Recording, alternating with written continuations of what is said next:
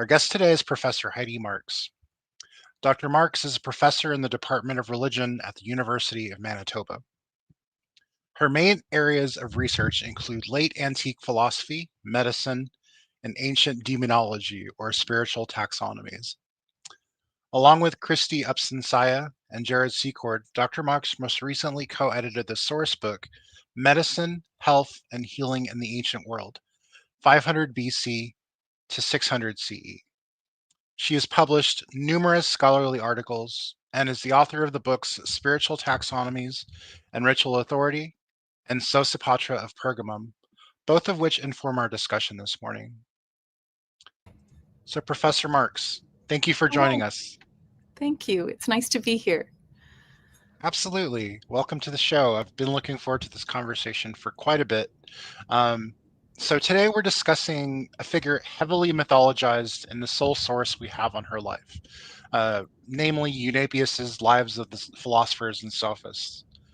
However, this notwithstanding, we can glean several important insights into the lives of 4th century women from the portrait Eunapius sketches of Sosipatra. So who are these two people? Who is Eunapius? Who is Sosipatra? Can you give a brief summary of what he tells us about Sosipatra's life? Certainly, yes. So Eunapius of Sardis was a really well-connected, well-educated rhetorician in the latter part of the 4th century CE, in the area of the Roman Empire called Lydia, but now Western Turkey. And he's best known for this large biographical or set of biographical narratives about famous rhetoricians and philosophers of his day. They are folks who are in a lineage of people who taught him both in rhetoric and philosophy. And it's really the philosophical lineage that we're talking about today when we're talking about Sosipatra and where she fits into that. So to sort of move back from Eunapius, he was taught by a man named Chrysantheus, and these are all Neoplatonic philosophers. Chrysantheus was taught by Odysseus, and possibly also by Sosipatra, but that's not really confirmed by the story. And then Odysseus was taught by really the most famous person, at least in the Eunapian constellation here, Iamblichus of Chalcis, who is best known for introducing a thoroughgoing ritual focus into Platonic philosophy in the 3rd century CE. He was taught by Porphyry of Tyre, who was taught by Plotinus. And then from Plotinus, we can really just go right back to Plato, or at least that's what a lot of these figures would like to think, is that really Plotinus is the heir of Platonic thought in the late Roman world. Sosipatra is connected in here not through this particular lineage. She is married to another one of Iamblichus' students, Eustathius, but because she's an associate of Odysseus in Pergamum at a certain point, a fellow teacher, they share students, and one of those students is Chrysantheus. She's in this lineage via marriage and also because of who she teaches. But her own education is rather anomalous and singular. And so I can tell you a little bit about her life in brief, if that would be helpful at this moment. So we hear about Sosipatra, and she's one of the individuals who gets the most play in Eunapius's work. She and Chrysantheus really have the most airtime in terms of the length of their stories and the detail that's given to each of those. Sosipatra grew up in the area around Ephesus in a really quite wealthy family. That's not made explicit, but it's implicit by the details of her life. We meet her when she's 5 years old, and she's already precocious and extraordinary. And at 5 years old, 2 itinerant workers come dressed in strange clothes. They're dressed in animal skins, and they're carrying very stuffed wallets. It turns out not with money, but with books and probably ritual apparatus for initiations. And they work on tending the vines. And at the end of the harvest, it's such a bountiful harvest that Sosipatra's father invites them to dinner to thank them And in the course of doing so, they meet this young girl, and they're very taken with her because they recognize in her some kind of extraordinary ability and probably a fellow divine soul. And so they make an offer with her father that if he will leave the estate in their care, and in fact, leave the estate completely for 5 years, they will educate her, bring her up, and turn her into something truly remarkable, something akin to a goddess. So Sosipatra's father agrees to this, leaves, comes back in 10 years, and is indeed overwhelmed by the results. After that, these two strange figures depart, leaving with Sosipatra their books and initiation objects. And then she basically is allowed to live as she pleases until she chooses to marry, and she chooses Eustathius. So this is a little bit, again, anomalous for the ancient world, where most marriages were arranged for young women. At their wedding ceremony, she prophesies that he will live 5 years and then his soul will go off somewhere to around the area of the moon, that she'll live a lot longer and go somewhere higher. But at that point, her sort of divine spirit tells her not to reveal anymore. She also prophesies that she'll have 3 children with him. And all of this comes to pass. And Eustathius, in fact, does pass away after 5 years, or there's some ambiguity. He may have actually departed the marriage, but Eunapius leaves that ambiguous. And then after that time, she puts the governance of her estates, whatever wealth she has, in the hands of the family friend Idesius, and she and Idesius teach in Pergamum in 2 different schools. So that's the basic framework of the story. Yeah, as the viewer can probably gather, it's a very highly idealized and sometimes fictionalized account of a life. Yeah. And of course, Eunapius's account is informed by the conventions of Greco-Roman biography. And I highly recommend the book by Patricia Cox-Miller, Biography and Antiquity, which is about the lives of these pagan holy figures. And what I really find in Eunapius's biography is something similar to what Philostratus was doing in his previous works. So tell us some of the aims of biography. Why is it important to keep this in mind when reading Eunapius's report of Sosipatra? For me, the best part about this story is like you mentioned earlier, the Chaldeans who kind of just show up and again, like in Heroicus, they're kind of vine dressers, right? And they, they said just leave her here with us, which is very strange for a dad to go, okay, I'll leave her here on my estate alone with you 2 strangers for Yes. however many years, but they do, and it's really interesting. But Eunapius is trying to say certain things um, with this text. So Right. tell us about biography in antiquity. Sure. Unlike biography today, where we really try to hew close to historical facts, and although a lot of biographical writing is meant to be entertaining as it was in the ancient past, there was not such a commitment to accounting for things in terms of historical fact. What was more important was moral truths. So ancient biography was really, the aim of it was really to present models of different kind of characters that exemplify different kind of morals. So we see a lot of depictions of good characters and bad characters in ancient biography.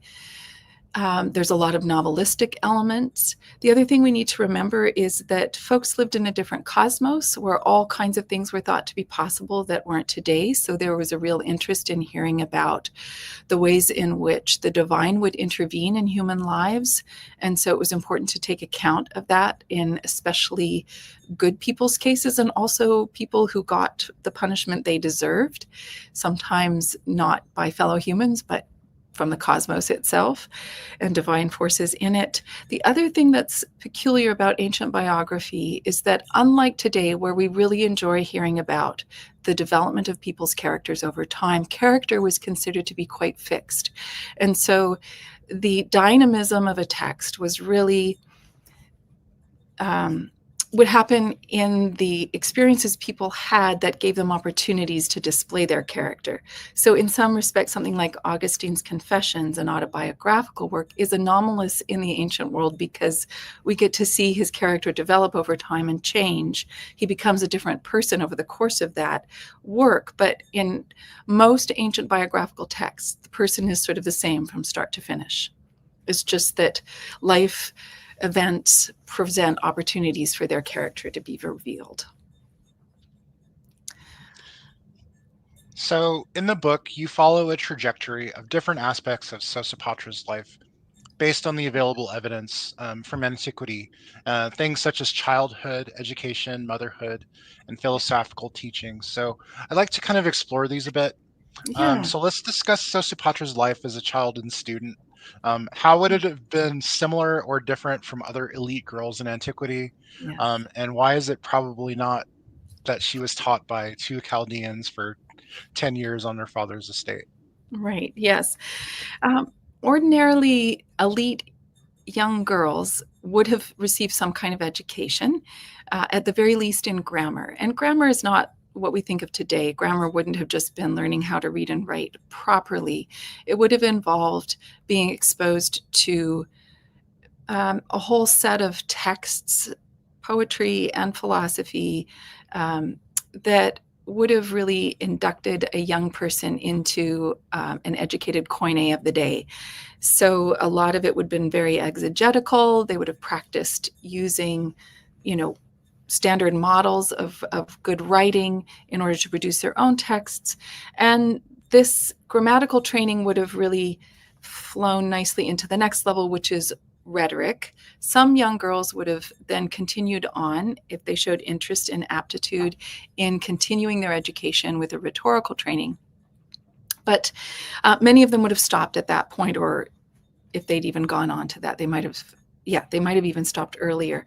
But very few young women would have gone on to a full philosophy training, which was the next step in the standard educational curriculum of the day. So this would have mostly, in the case of girls, been happening at home with private tutors and teachers.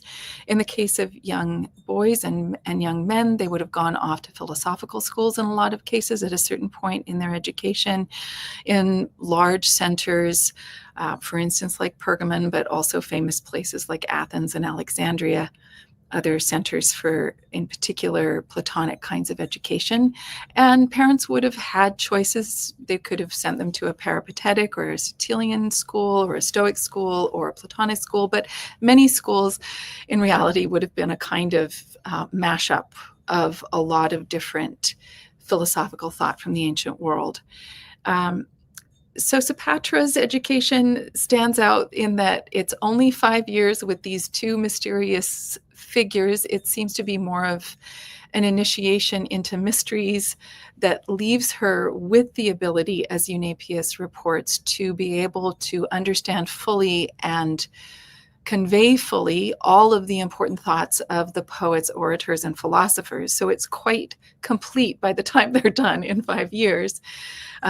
So again, it must be that she has some kind of special aptitude for this learning, and also they have a special ability to impart this learning to her, because she's really done at the age of 10 with what have taken young men till their early to mid to late 20s, depending on where they opted out of this education, to complete. So yeah, it happens at home, which is similar, and then it's very different in every other respect.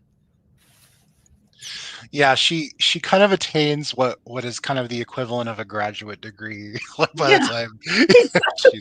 she's Truly done. a wonderkind.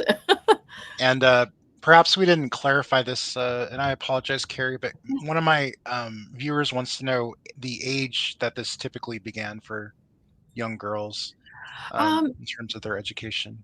that's a great question. It really would have started in some respects by the choice of wet nurse that a mother or father might have made for a child, there was a lot of special attention paid to the character of the wet nurse, because not only, and also their ability to speak Greek, because not only would they be keeping the child alive, but they would be forming their character, not just through exposure, but including through that breast milk, right? It was thought to also impart the ability to actually affect character. But then the toys that a child was given would also be part of that pedagogical experience. So little girls were often given blocks with letters, so they'd be learning letters in the course of play. So it's hard to say when formal education might have started, but probably around the age of 7 for a lot of kids. Yeah. Thank you for that answer. And Yeah. yes, it's very interesting to kind of juxtapose Sosipatra, who's early 4th century, with somebody like Hypatia, who comes in the late 4th Yeah. century, Yes. and their kind of patterns of education. Of course, they Yeah. were kind of on different aspects of the Neoplatonic pole, and we'll get For to that sure. later. But Yeah. yeah, it's very interesting. They both seem to kind of follow similar trajectories in terms of this dynamic time Yeah. in the Roman Empire where the status of women was changing. And that's what I want to talk about right now. Yeah. Um, so the 4th century in the Roman Empire was a dynamic and ever-changing time, especially for women of Sosipatra's status. I mean, it's the same for everybody. This is what Ed Watts called the final pagan generation, right? Right. So Yeah. indeed, as we have seen from other portraits of elite women in Christian martyrological and hagiographical literature, it was a point of contention and debate among many.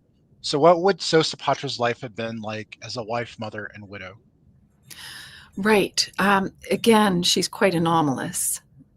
In most cases, for women of her status, marriage would have been arranged for her, including as young as early teens. We know, for instance, from Augustine's Confessions that his mother, Monica, arranged a marriage for him while he was in his 30s with a 10-year-old, for whom he had to wait a couple years in order to be able to actually marry her. So sometimes marriages happened for young girls as early as 12. Um, Generally, it seems that based on funerary evidence that girls were marrying a bit later in their teens, but certainly by the late teens, most young elite women would have been married for the first time. Um, that means, given that they were usually married to older men, that means that they were often widowed quite young.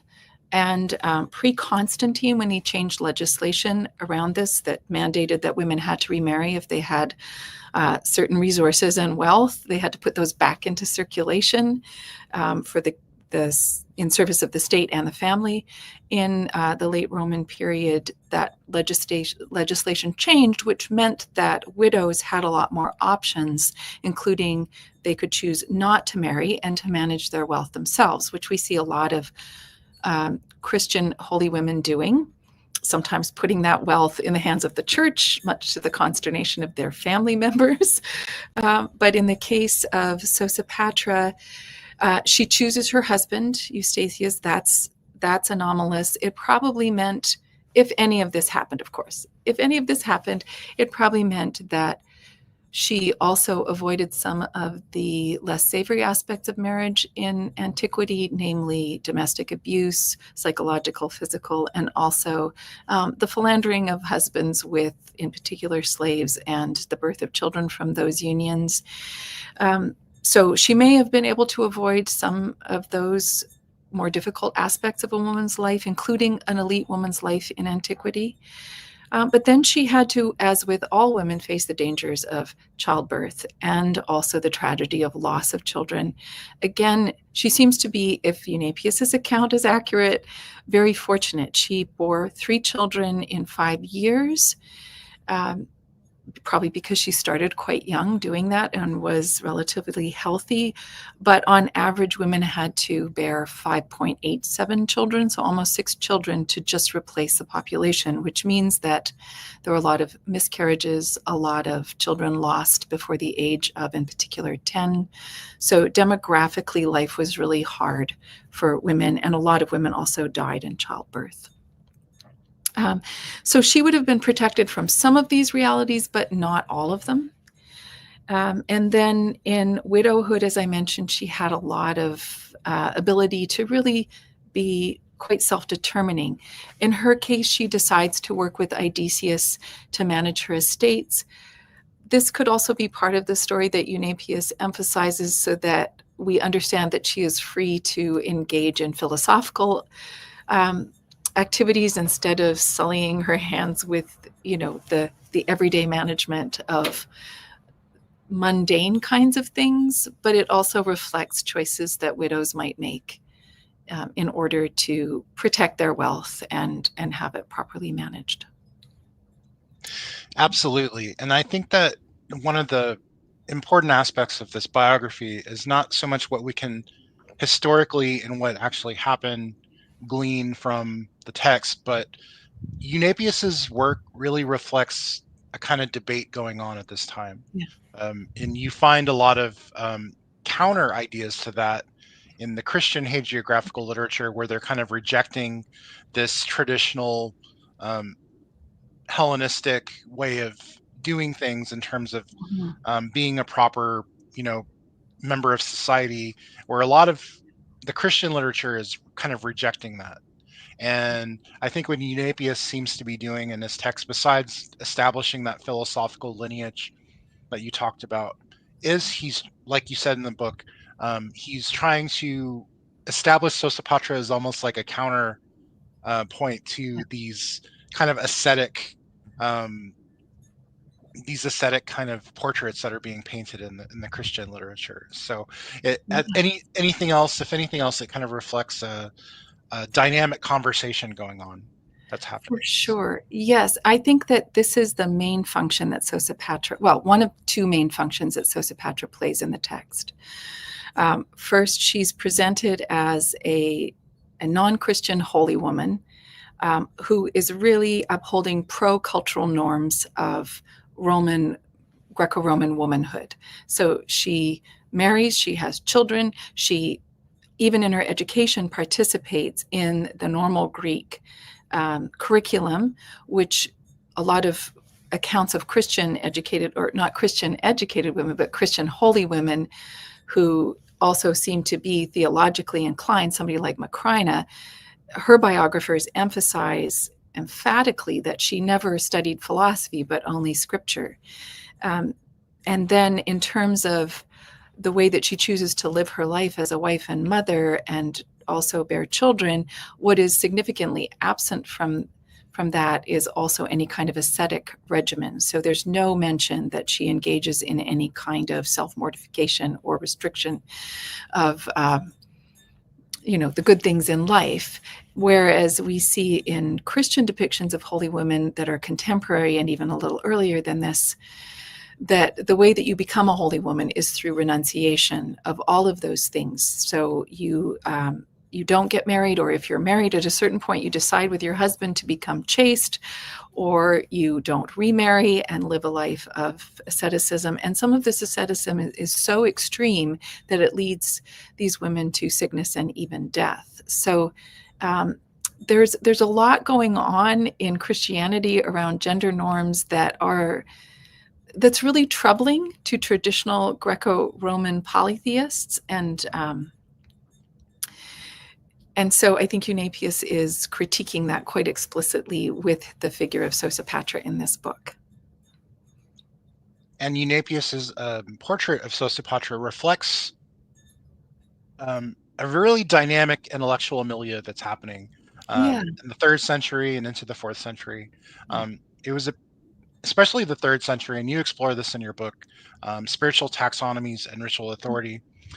It was a period where there was much intellectual exchange and debate, much more than we would think on the surface. We yeah, tend to put things in little boxes and yeah, say that the philosophers stayed on their side of the field, the right, Christians stayed on their side of the fence, and but it was a period like you portray of intense intellectual exchange, debate, and yeah, competition. Let's not yeah, um, downplay that right, between Platonists, Sethian Gnostics, Christians, and traditional priests over issues such as ritual, cosmology, soteriology or salvation, and spiritual taxonomy in various attempts to establish authority.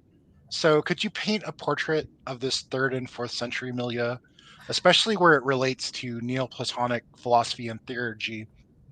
So, who were the main players in these debates? I know it's a big, big Right. question, Yes. but if you could make an attempt, I would appreciate it. Yeah, I can just, bring more emphasis to the point you've already made, namely that it's a really exciting time. The third century is a very exciting time because everybody's attending each other's schools. Everybody is in dialogue, not always, like they're often in conflict.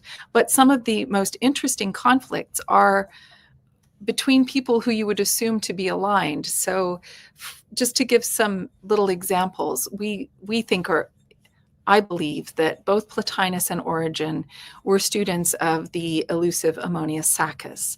And so, in part of what I do in that book is I'm looking for alignment between Origen and non-Christian philosophers in terms of their understanding of hermeneutics and Platonic thought, and the way that Platonic thought is brought to bear on Christian theology in the works of Origen in particular.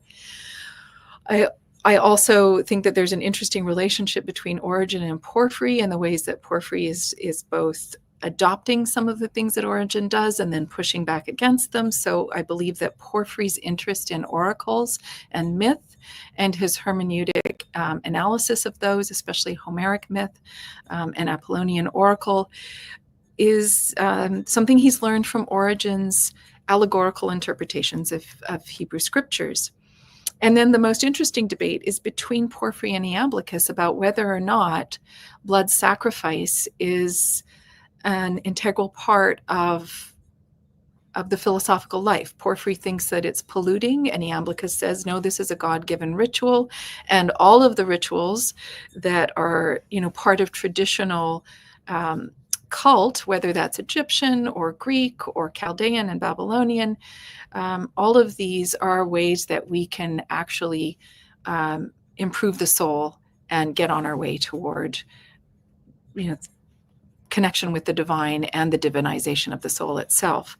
So, if you kind of dig into all the debates these folks are having with each other, you see that many of them are not along confessional lines, and they are borrowing from each other across these confessional lines, depending on which pitch battle they happen to be in at the moment. Absolutely, and the book really makes you really make a great point in the book that it's they didn't demarcate their identity by being a Neoplatonist or necessarily by being a Christian. These Yeah. were intellectual concepts that kind of Yeah. cross boundaries. I Yeah. found it very interesting that just in the whole concept of theurgy is extremely important to Sosipatra's story. Yeah. So I didn't know if you could talk about that a bit. Sure. Um, what was the importance of theurgy to Sosipatra's teaching, and how did it establish her authority? She does all kinds of really interesting things in the life where she Yeah. remote views things. She remote Right. views and she predicts people's deaths. So that goes hand in hand with her philosophical teaching, the kind of spiritual authority that Yeah. she's establishing. Right. Um, it's, when we talk about theurgy in Eunapius's lives, it's really hard because he doesn't really explicitly state that this is what's going on, but it's implicit in a lot of moments that he conveys. And the way it's implicit is um, in a couple respects. First of all, what's implicit in Sosipatra's ability to perform different kinds of what we might call miracles, or to give evidence of the level of divinization her soul has already undergone, is that she can see things going on in the world from a higher perspective. So her ability to see events happening in other places is evidence that she has attained a higher perspective on the cosmos in general. And we see similar kinds of, cosmological journeys in some of the Nag Hammadi texts like Zostrianus. We also hear that Plotinus left his body 4 times to kind of go somewhere else on a cosmic journey. So the assumption is that Sosipatra has already done all of these things, and that gives her the ability to be able to see events happening in other places. But it's never made explicit that she's teaching about, or she's teaching people how to do theurgy. What is implicit, I think, in Eunapius's account is that she would have been engaged in curriculum that didn't just relate the standard Platonic texts to students and their meaning, but she would have also been doing this exegetical work on oracle and poetry, on Egyptian myth and Chaldean practices, in a kind of totalizing way that pointed to the similarities across all of these traditions, not necessarily similarities that were there, but similarities that these theurgically inclined Neoplatonists wanted to see as being present. So there's just this understanding that within the cosmos as it's created, there are connections between higher and lower orders, and the way that you can navigate and tap into these connections is through God-given rituals that are mainly represented by traditional polytheistic sanctioned religion, but then there are other kinds of rituals that you could learn sort of in addition to, whether through initiation in mysteries or by some other means. Let me know if I've answered that question well enough, or if you want me to say more about it. No, that was a great question. I mean, that was a great answer. Thank you so much. But I think specifically what would have been implicit to Eunapius's intended audience, let's just say, is that this theurgical aspect of her her teaching and her practice would have been kind of taken for granted because, again, his biography is painting her into the lineage of his philosophical school, and that's what they would have practiced. And of course, the main text for kind of like the I was having a discussion with a scholar who's going to possibly come on the show soon, and we were talking about actually this period of time, and we actually got to your book along with Zeke Mazur's work and Dylan Burns's book Apocalypse of the Alien God, who those three really for me kind of form a triptych in a way. It really for me shows the dynamism of the conversation going on and the overlap. But we were talking about the Chaldean oracles and how for a philosopher teacher, kind of doing a commentary on the Chaldean oracles is kind of like the capstone on your career. Right. So, so it would have been implicit that those were kind of the scriptures that they were kind of reading, and like you say, in Eunapius, it's kind of taken for granted. Like his section on Iamblichus, like Iamblichus is doing all kinds of things. Like he's like levitating above the ground, things like that. It's just kind of taken for granted, and all these things kind of just happen. So it's very interesting, the permeable layers, and I think the most important aspect of this is the where sorry, I lost my train of thought. It's what happens when I go off script, everybody. Sorry. But it's I think we should probably get to that a little bit more, because the importance of what Eunapius is doing for the philosophical biography is kind of, it's important because it's establishing an authority for his particular brand of Neoplatonism, in a very competitive environment where there's other types of Neoplatonic thought. Like in my previous discussion with Ed Watts, he was discussing how Hypatia's Neoplatonism was kind of different from the Neoplatonism that somebody like Sosipatra would practice. So I didn't know if you could talk about the aims of Eunapius's biography in terms of, and the importance to the philosophical school and succession that it would have played. Most certainly, yeah. So I think that he is trying to write a definitive Platonic lineage, right, by using Plotinus as the first figure. And Plotinus could cut both ways, right? Plotinus could lead us to Hypatia, and Plotinus could lead us to Sosipatra. In the case of Hypatia, we don't have this ritual focus, so she's not a theurgically inclined Platonist. So I think that Eunapius is trying to make an argument that this is the true Platonism. Like, this is where Platonism leads you if done well and done properly.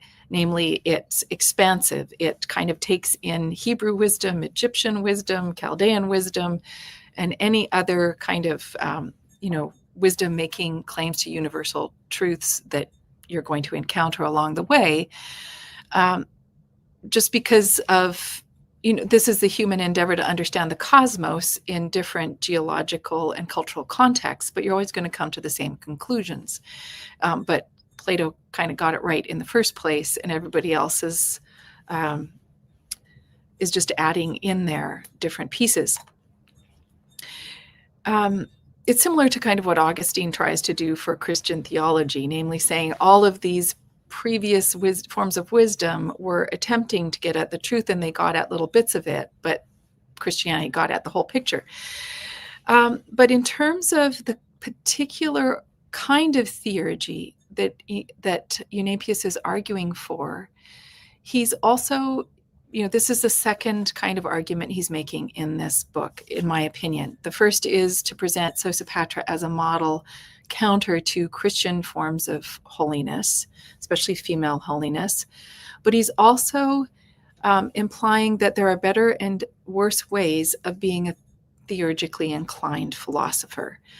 And so he does give us depictions of folks who tap into these cosmic connections in ways that honor the hierarchy that's in place. So Sosipatra is a good example. We never see her coercing the gods. We never see her asking for anything in particular from them. It's always freely given because of a recognition of her character and her pre-existing relationships with divinity. That's sort of what's implied in the way her miracles happen. It's similar to Iamblichus. There's this one moment where he's at a hot springs in Gadara, and his disciples who have accompanied him for a nice bath kind of beg him to give them a kind of show of his character and his special relationship to the divine. And he says, well, we shouldn't really coerce the gods, but for your sake, I'll do this little thing. And so he calls forth the spirits of the springs, Eros and Anteros, and they reveal themselves, and they give him a big hug, and they kind of treat him like a father. And then he says, okay, go away, and he has a bath. This is an interesting episode because it could be seen as Iamblichus trying to coerce spirits, but really it actually shows that he is superior in his soul to these lesser daimons who are looking after the springs and making sure that their healing properties are mobilized for the benefit of people visiting the baths and so forth. So in many respects, it's not truly coercive. There's just this recognition by these spirits, oh, here's somebody who's like a father to us because of the kind of soul he has. The counterexample is Maximus of Ephesus, who will torture oracles to get the answer he wants in the case of whether or not he should go and help the Emperor Julian as an advisor. So that's one instance. But also he brings at one point in the work a group of people to a temple of Hecate, and he burns some incense and he sings a hymn. And they're all astonished because the statue of Hecate smiles and her torches light up. And this is terrifying and also impressive to many. But here, Eunapius is a bit more critical because it looks like he is actually engaged in the kinds of activities that coerce the gods, but also in Eunapius's period, not in the period necessarily of Sosipatra, will bring negative attention to this group of theurgists from Christian contemporaries. So he's really trying to argue for a subtle form of theurgy that avoids the kinds of excessive activities that might lead to charges of magic, I would say. Absolutely, and I think nowhere do we see that most succinctly illustrated than where Sosipatra's, I believe it's her cousin, who Oh yes, puts a Philometor. binding, yeah, he Or puts a binding Philomon. spell Yeah, on her, a binding love spell on yeah, her, and Eunapius is very careful to say that she didn't perform the ritual herself. She goes yeah. and asks Odysseus to do it for her, or Or or as or Max. I think he does it of his own accord, but like she like says something and he goes and does it, and then it Yeah, lifts the no, that's spell. another interesting moment where Eunapius is involved in creating a hierarchy amongst these figures in terms of their levels of holiness. So, what happens is at a certain point, Sosipatra becomes aware that she's subject to a binding spell, a love spell, because when, as she says, when my kinsman Philometor is in the room, I don't feel anything in particular, but when he leaves, my heart kind of goes after him and is rent asunder. And we tend to think of falling in love as something wonderful, but in the case of somebody like Sosipatra, she recognizes that he's not somebody who's worthy of her attentions, so she wouldn't be giving him her attention voluntarily. Hence, something must be amiss. Something has happened ritually to make her feelings, to produce feelings of this sort. But because she doesn't want to be involved in the kinds of rituals that would break the spell, because they are sort of on the techne and magical side of things, right? They involve her probably having to deal with spirits of the dead, the ones that were invoked in order to make her fall in love, or other kinds of lesser daimones, not the highest spirits in the cosmos. She basically hands this task over to Maximus of Ephesus because he's actually interested in this kind of activity, this sort of form of theurgy, and basically says, will you go please do this dirty work for me, is how I read this story anyway. There might be other interpretations, but certainly I don't think the appropriate interpretation is that she's incapable of breaking the spell herself. She just doesn't feel like this is appropriate work for her to do. And the reason why I think that is because after Maximus has done his dirty work, so to speak, and the spell is broken, he comes to her to report, and she already tells him what he's done. So she's been able to remote view this as well. And so he's quite astonished and, falls down at her feet. And she basically says, listen, kid, you need to be using these kinds of abilities and these kinds of rituals for good and not for personal advancement. But unfortunately, he doesn't pay heed to her advice. And that ties again into the whole concept of character. The entire time that Eunapius is portraying Maximus, he's always like enticed by these kind of lower magical Yeah. aspects of Exactly. theurgy. Yes. So it's very interesting in that respect. And that entire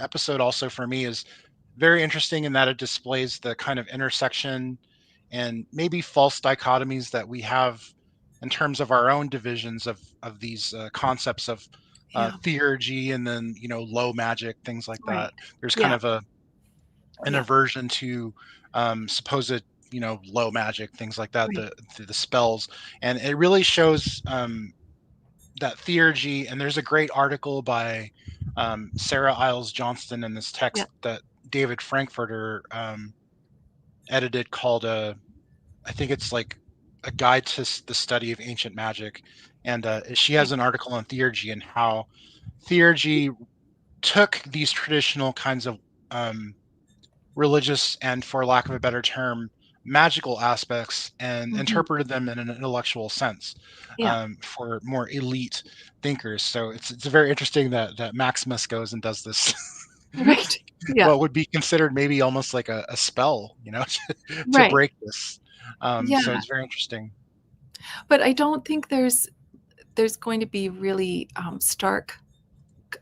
The only people who would be drawing stark distinctions between what we might think of spells and curses and fully fledged um, temple rituals would be people who are trying to categorize other people as marginal figures or magicians or sorcerers or folks who consort with daimones or evil daimones and so forth. So it's usually in moments when we see people trying to stake their claim on certain territories of ritual expertise that we see those negative portrayals emerge. But in general, most of these folks assume that they're the whole cosmos is enchained and ordered in a way that, depending what you need, it's there for you. You just have to know how to tap into it, whether it's knowing the medicinal properties of a plant or its ability to function in the context of a ritual that's going to help heal you as well. Or maybe, as we see in the Greek magical papyri, a kind of combination of the two, right? You never know if the substances are working medicinally or ritually, but I think that that's a false dichotomy anyway. They're doing both in the cases of those kinds of substances and their uses in those texts. And I'm glad you brought up the medicinal aspect to this, because it's something that I didn't put in the agenda, but it's extremely important not only to Sosipatra and her teaching, but also to your field of expertise. You do a lot of work in ancient medicine. So Mhm. Sosipatra is not only a mystic, not only a teacher, Theurgy, but she's also what's called a iatrosophist. So could you discuss ancient medicine and Sosipatra's relation to it for a bit? I'm not sure if so. I could be wrong about this. I don't know if she's also part of the lineage of iatrosophists that Eunapius maps out.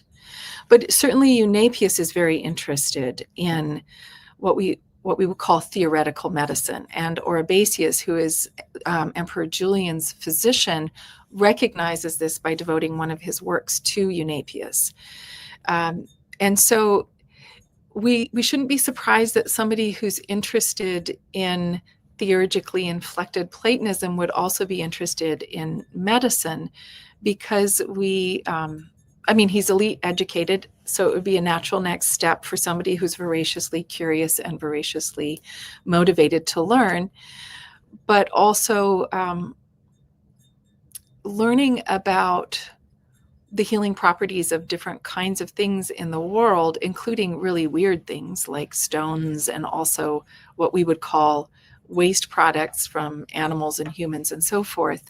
The assumption is that everything has some kind of use and purpose, whether it's for humans or other creatures in the cosmos. And so anyone who has the kind of knowledge that somebody like Sosipatra has of the cosmos is also going to know about how that can be deployed in the case of helping or harming human bodies and human souls. So I think that's how medicine fits into this whole picture, is that it's just one more facet of this kind of totalizing cosmological knowledge that can be deployed. And we see this happening in Iamblichus's portrayal of the Pythagorean school, where Pythagoras is basically healing both the bodies and the troubled souls of his students by singing to them, probably in the register of the spheres, circling above the earth. So there's this connection between harmony in music and cosmic harmony.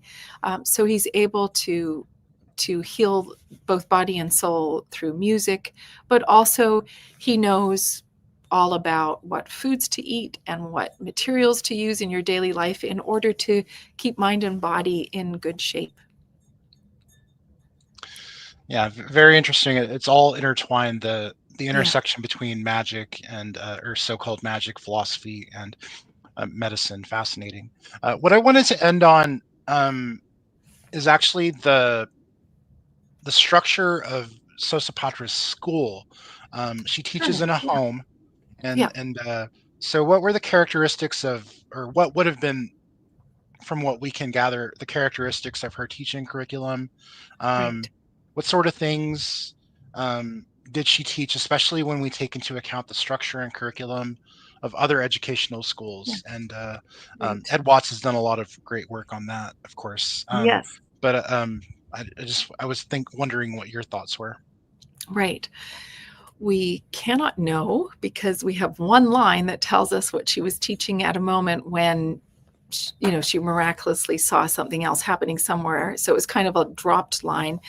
But at the moment when this miracle happens, she is teaching about the nature of the soul, its connection to the body, where it goes after death, how long and how it will be punished if it wasn't a good soul, and its chances for a good afterlife, and so forth. So I suspect that at that moment, Eunapius is basically signaling to his readers that she's teaching about Plato, but in particular, aspects of Plato that are really at the very end of the Platonic curriculum in these schools. So there was a kind of hierarchy of works, starting with the ones that would form basic kinds of virtues and values for good citizens. And then there were the kinds of works of the Plato curriculum that would lead to higher forms of life and higher forms of thought and higher forms of unity with the divine.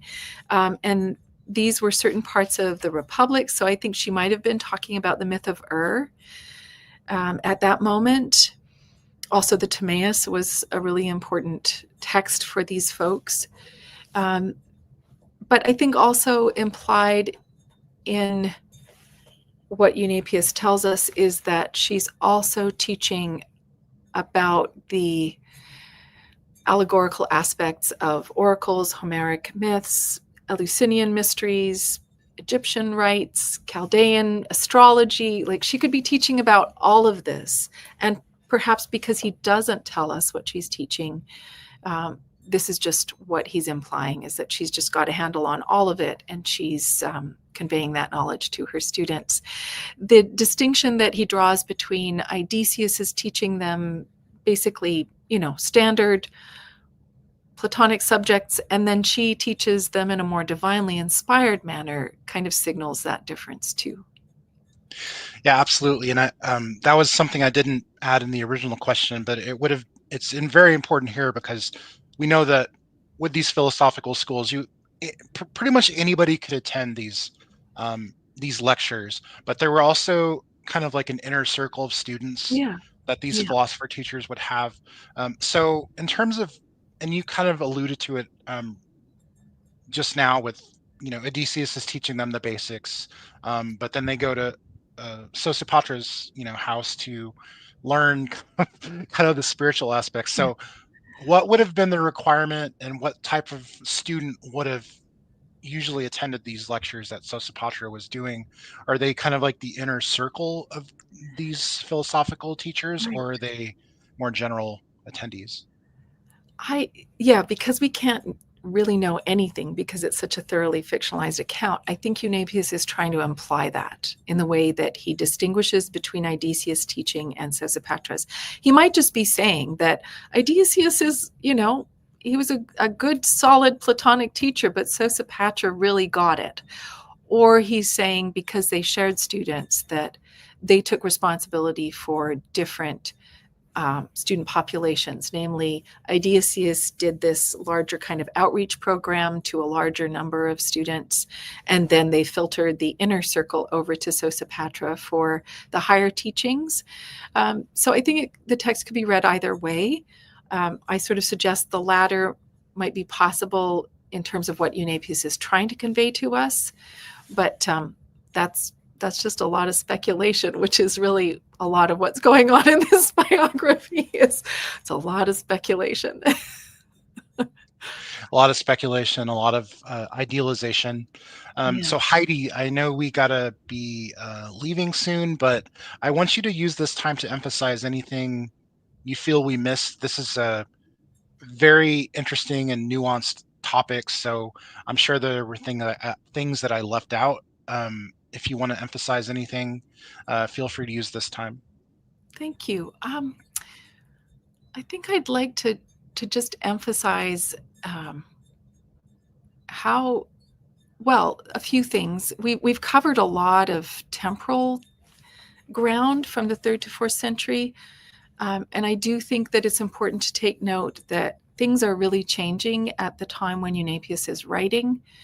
And although there might be a tendency to, read something like the lives of the philosophers and see this straight lineage the way that Eunapius wants us to see it, I think it's really important to look more broadly outside of Eunapius to see what is the complexity and diversity that's actually existing, even though he's trying to nail things down in this very strict way, in a rather self-serving way. Not that we can blame him for it, right? He really does want to establish himself as part of a lineage and the importance of this lineage in a time when philosophers of that sort are really under significant attack from Christian authorities and Christian thinkers. So paying attention to the particular dynamism of different periods is really important. So I think moving from somebody like Plotinus through to somebody like Sosipatra and then on to Eunapius, even in a short period of time, we're dealing with really, really radical changes. We see a kind of tamping down of his Christian heterodoxy too, right? Things are becoming really, really constrained within the realm of Christian thought as well. And so who's getting left out is always a fun question to ask, and who's getting sent to the margins or who's being silenced. And are there other traditions that we can, call upon when we're thinking about how we want to address big questions today that we might be missing out on if we're not paying attention to the full diversity that's present in our historical epochs that we study? Well said. Thank you for that. And I want you to use this time to plug anything you want to plug. I know that you have recently released the Medicine, Health, and Healing in the Ancient Mediterranean World Source Book. So if you want to Yeah. talk about that or any other projects you're working on, I know you also have a kind of a group that studies Oh, ancient medicine as well. So anything you want to yes, plug, feel free right, to use for this time. sure. If folks are interested in the intersections between religion, medicine, disability, health, and healing, please do consider joining ReMeDHe. It's just ReMeDHe.com. You'll find us. You can join us. We have a listserv. We have a Facebook page and I think a Twitter account. And it's a great group of folks, very, very collegial. And we do explore a lot of fun intersections between these kinds of topics. And I think people would enjoy being part of those conversations. So yes, join us. That would be great. Thanks for that Excellent. opportunity.